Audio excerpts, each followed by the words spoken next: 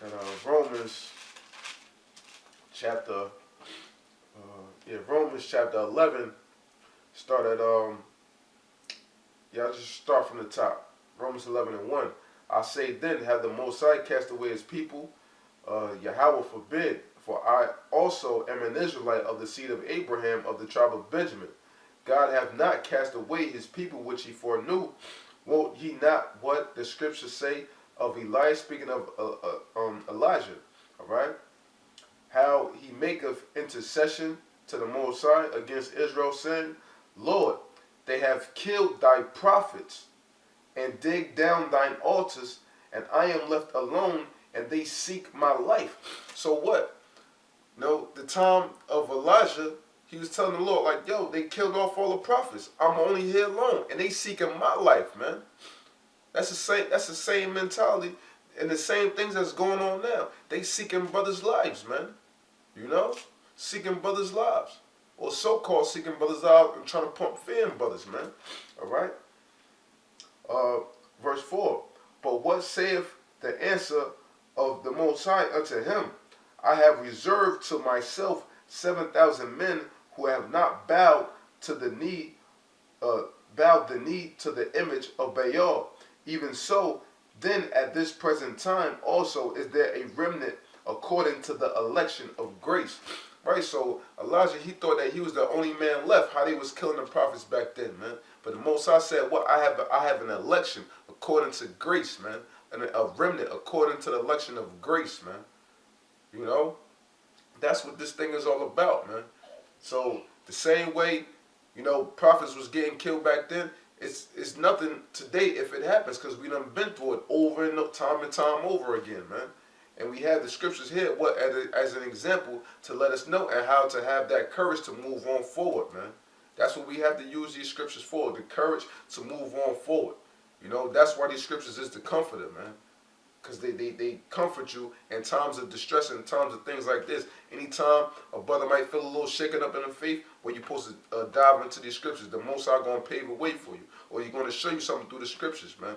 You might just open a book and the first page you read, and the Most High, you know what I'm saying, comfort you right then and there, and you least expected it, but you open in the first page, man. You know? That's how Yahweh Shemi Awashai works, man. And he's always going to be there for the elect. He's always going to protect his elect, you know? This is Hebrews 11. I start at verse 29. It says, by faith they passed through the Red Sea as by dry land, with the Egyptians, saying to do were drowned. Right, so, you know, by faith, you know, it was able to cross the Red Sea, you know, to go through those perils, you know when men, these heathens were seeking their lives, and what the Most High overthrew them. The Egyptians, they thought that they was going to catch up to us, you know, but what? The Most High overthrew them. That's the same way, you know, that I believe the Most High is going to do unto you wicked ass niggas out there, man. You know, that's trying to call out the apostles and want to so-called cause harm into the Great Millstone, the members of Great Millstone, man. That's the same way the Most High is going to take you niggas out, man. All right? Says verse 30, by faith the walls of Jericho fell down after they were compassed about 7 days. By faith the harlot Rahab perished not with them that believed not, when she had received the spies with peace. And what shall I more say?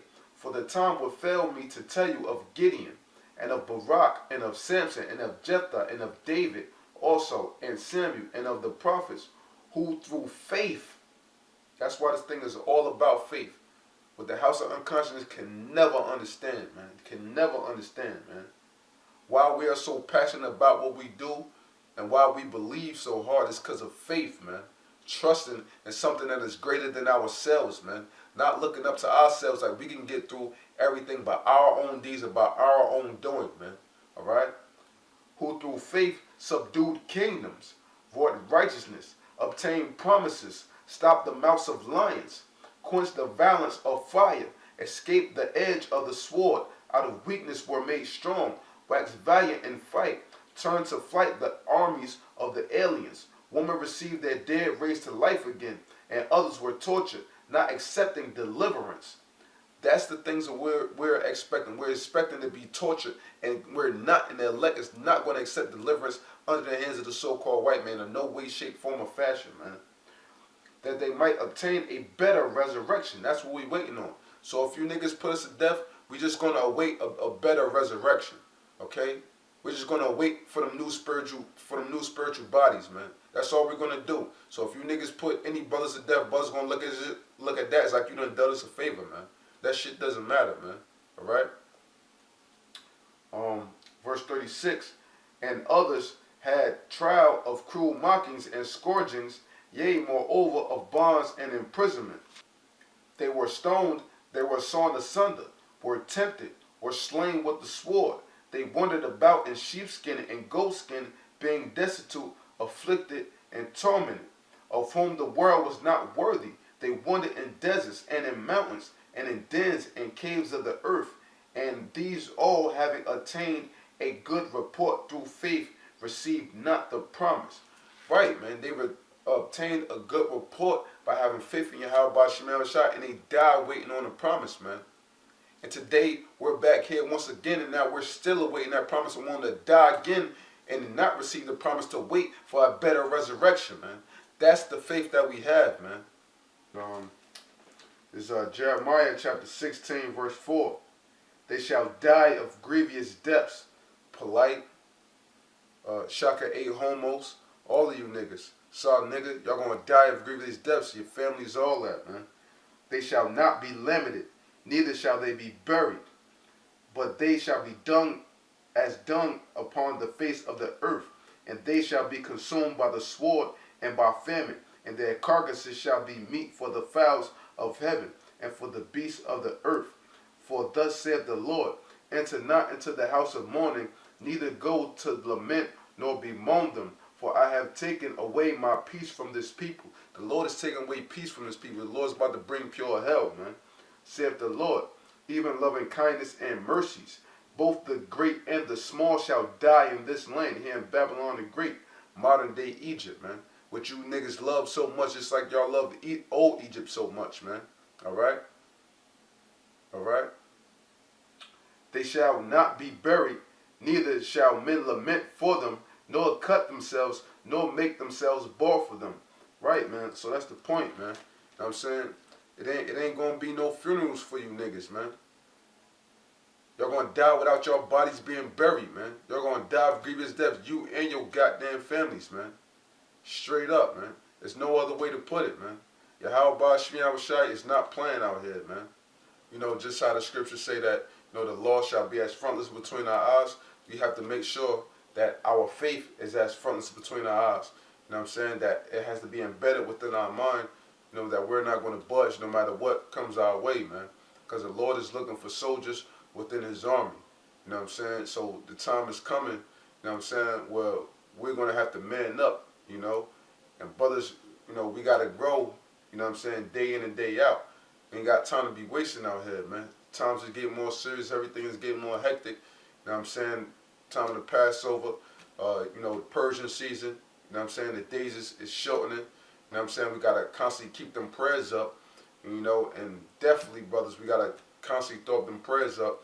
You know, that the Most High destroy all these wicked-ass house of unconscious niggas and all these reprobate niggas, you know, who are coming up against the men of Great Millstone, man. You know, because these guys, you know what I mean, these reprobate niggas, Alizé, Azar, all these niggas is off, man. I'm saying all these other new niggas, man, they off, man. You know?